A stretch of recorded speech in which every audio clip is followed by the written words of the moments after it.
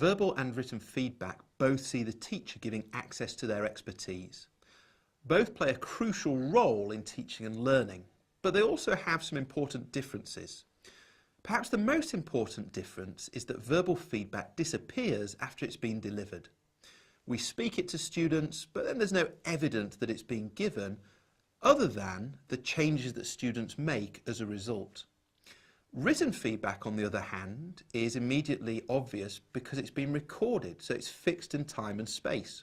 We can go back to it again and again, and we know it isn't going to change. Once it's written down, it's permanent.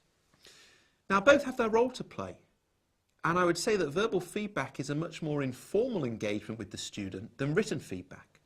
Verbal feedback is one of the key ways through which we mediate interactions with students, one of the key ways during the course of a lesson that we modify and adapt, or help modify and adapt, what students are doing.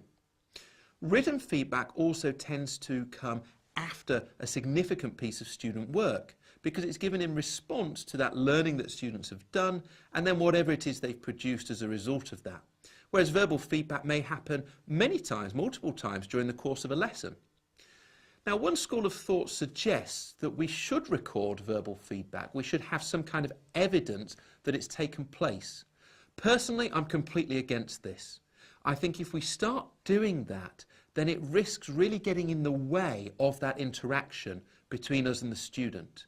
Because instead of it being the teacher delivering verbal feedback, the student thinking about it and responding to it, it becomes the teacher gives verbal feedback, the student and the teacher think about how to record that, the student then records it, then they start to think about it.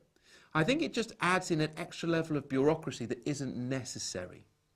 Of course, it is up to you, but my own preference would be to see verbal feedback as that informal process through which the teacher continually, over the course of a lesson, engages students and interacts with them, whereas written feedback is that more formal procedure, which is about offering a slightly more reflective piece of feedback, something that can be fixed and returned to over a period of time. So verbal and written feedback, both really important, but both have their own unique benefits which we can bring to bear when we're teaching.